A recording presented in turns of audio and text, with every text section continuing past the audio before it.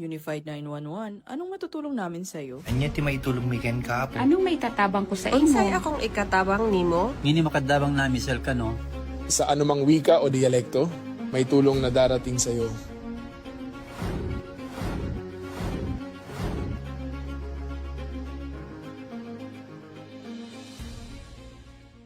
Lilingkod sa bawat Pilipino at magbibigay ng tamang impormasyon para sa tahimik at maayos na Pilipinas. Police News Network, alagad ng batas, tagapagtaguyod ng balitang pulis, sandigan ng mamamayan, patnubay ng katotohanan.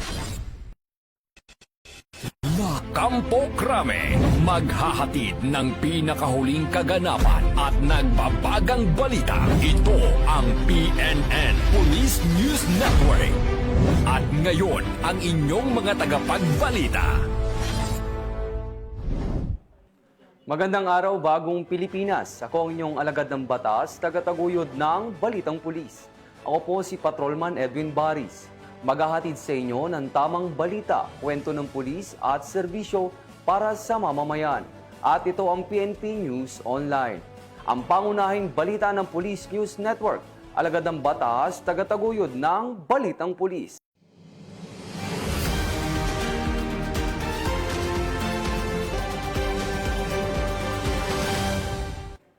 Narito ang mga balitang hatid ng ating PNN correspondents mula sa iba't ibang panig ng bansa.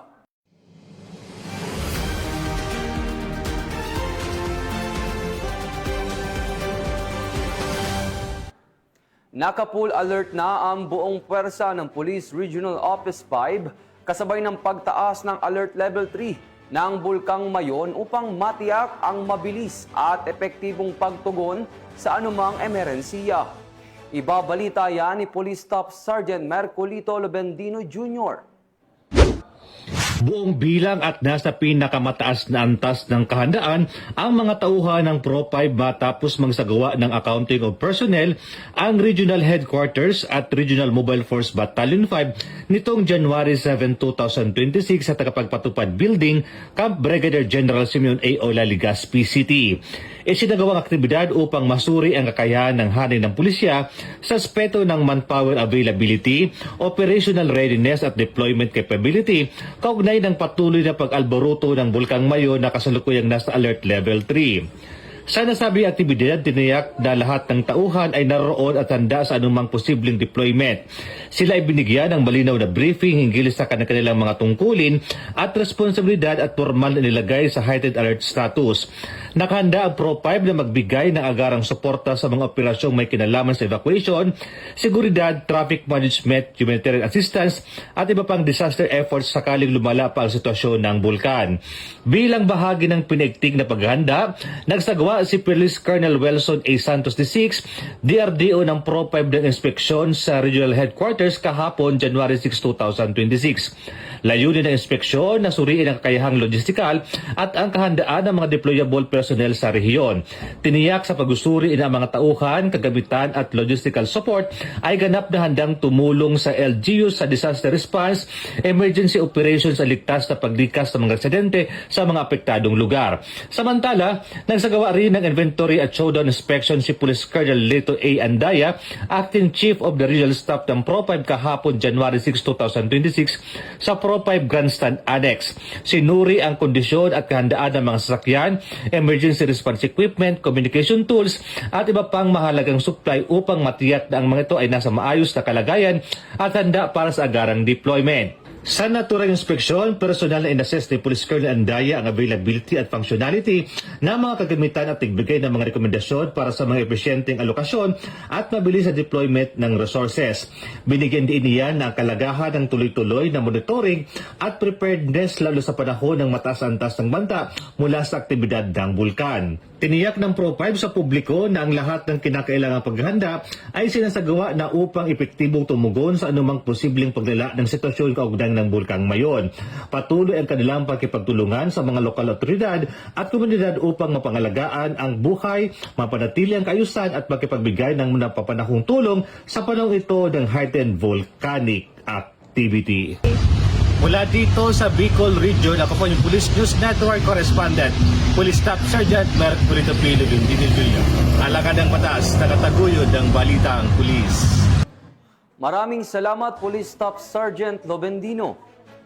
Lungsod ng Maynila, magpapatupad ng liquor at firecracker ban para sa paghahanda sa Traslasyon 2026. Ang buong detalye ng report ay mula kay Patrolman Don Brosas. Magpapatupad ang lungsod ng Maynila ng liquor at firecracker ban sa Enero 8 hanggang 9 sa panahon ng kapistahan ng Poong Jesus Nazareno. Sakop ng liquor ban ang loob ng 500 meters mula sa Quiapo Church at sa ruta ng Traslasyon ayon sa Executive Order No. 2, Series of 2026. Ayon sa Executive Order No. 3, Series of 2026, ipinagbabawal rin ang manufacture, sale, distribution at paggamit ng firecrackers at pyrotechnic sa parehong petsa sa buong lungsod. Magde-deploy ng mahigit 18,000 PNP personnel para sa seguridad ng prosesyon. Kasabay nito, suspendido ang klase at trabaho sa lokal na pamahalaan sa Enero 9 bilang paggunita sa kapistahan. Ito ang bagong PNP para sa bagong Pilipinas, serbisyong mabilis, tapat at nararamdaman.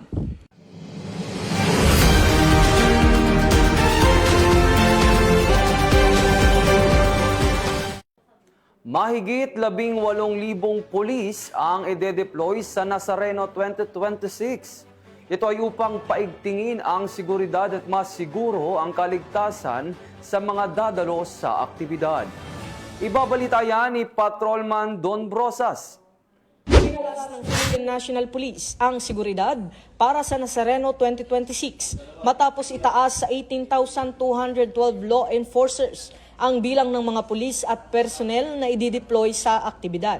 Ayon kay Acting Chief PNP Police Lieutenant General Jose Melencio Nartates Jr., mula sa naunang 15,000, dadagdagan pa ang puwersa upang matiyak ang kaligtasan ng 100,000 debotong inaasahang lalawak sa taon ng kapistahan.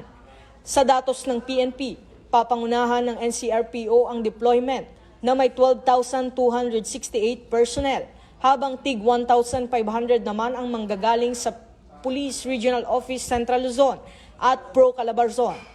Mayroon din ang mga tauhan mula sa PNP Support Units, Special Action Force at iba pang ahensya ng gobyerno.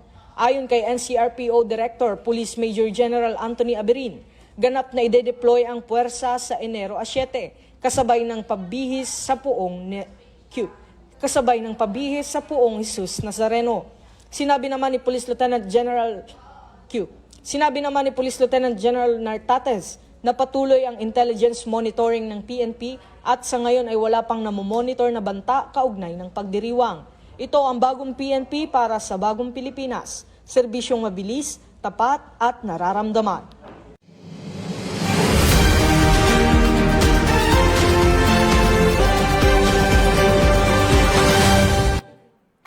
Dalawang wanted person ng Las Piñas City, arestado ng Philippine National Police sa magkahiwalay na operasyon.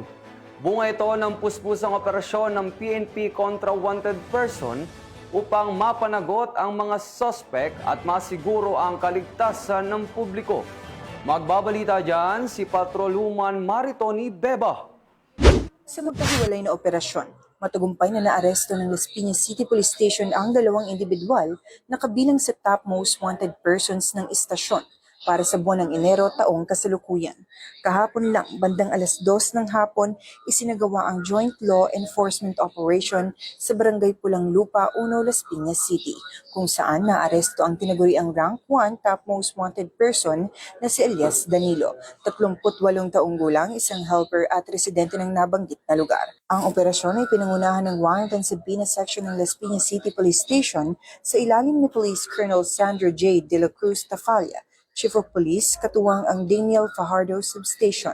Si Danilo ay nahaharap sa 3 kaso statutory rape na walang piyansang inirekomenda, acts of lasciviousness kaugnay ng Republic Act No. 7610 na mayroong piyansang 180,000 pesos at robbery case na may nakalaang 120,000 pesos para sa kanyang pansamantalang paglaya. Kasunod nito, pasado 1:00 ng hapon kanina, naaresto naman si alias Ronald, 57 taong gulang residente ng Rafael Street, San Vesco, Barangay Pulang Lupa 2 at nakalista bilang top 5 most wanted person. Ang operasyon ay isinagawa ng kaparehong istasyon sa koordinasyon ng CAA substation. Ang suspect ay nahaharap sa kasong lascivious conduct na inisyu ng Family Court Branch 1, Caloocan City na may piyansang halaga na 180,000 pesos. Ang dalawang akusado ay kasalukuyang nakadetine sa custodial facility ng Las Piñas City Police Station habang hinihintay ang commitment order mula sa korte.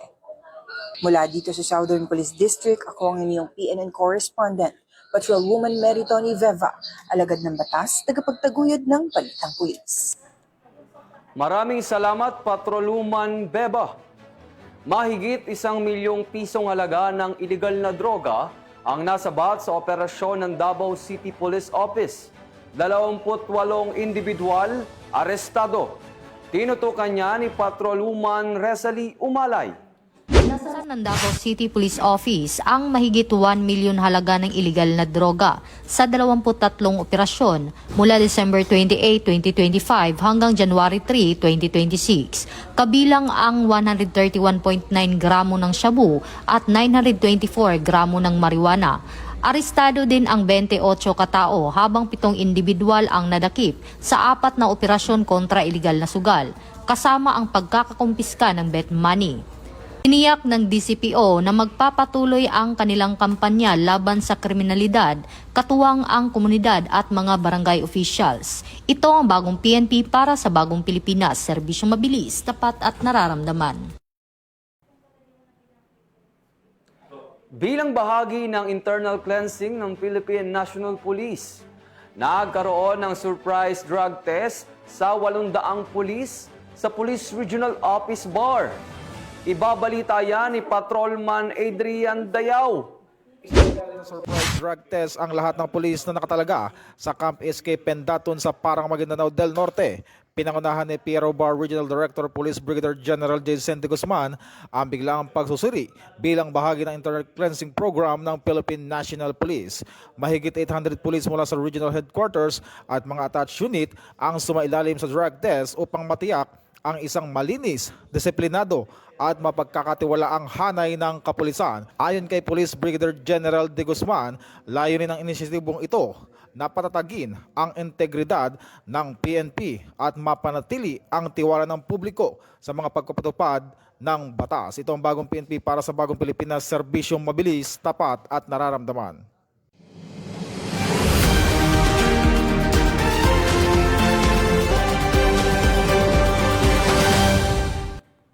Mahigit 50 million pesos na halaga ng iligal na droga ang nasamsam sa operasyon ng Surigao del Norte PNP sa 27 operasyon noong December 2025.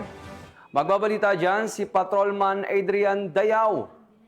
Naaresto ng Surigao del Norte PNP ang 34 na drug suspect at nasamsam ang 55.1 milyong pisong halaga ng iligal na droga sa 27 operasyon noong Disyembre 2025. Pinakamalaking huli ang naitala noong bispiras ng Pasko sa Siargao Island kung saan 8 kilo ng shabu na nagkakahalaga ng 54.4 milyong pisong halaga ang nasabat at 3 dayuhan ang naaresto.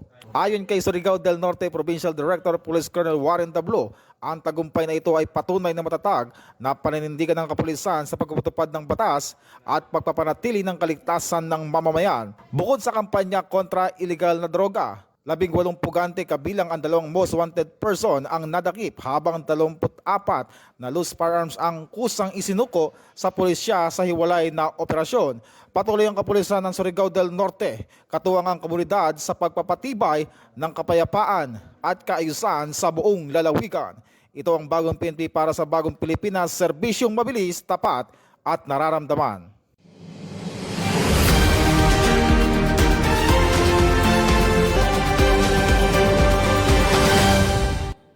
At yan ang iniulat ng ating mga PNN correspondent mula Luzon, Visayas at Mindanao.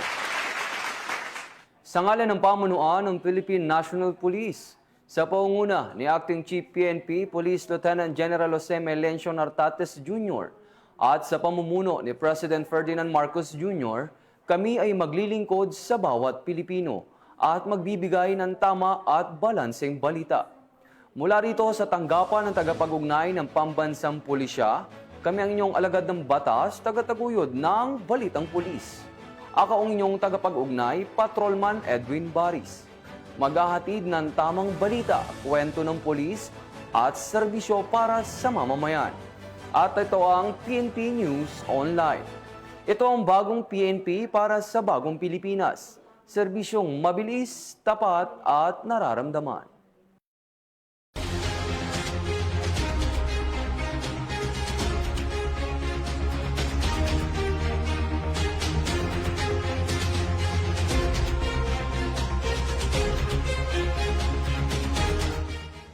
Police News Network, alagad ng batas, tagapagtaguyod ng balitang pulis.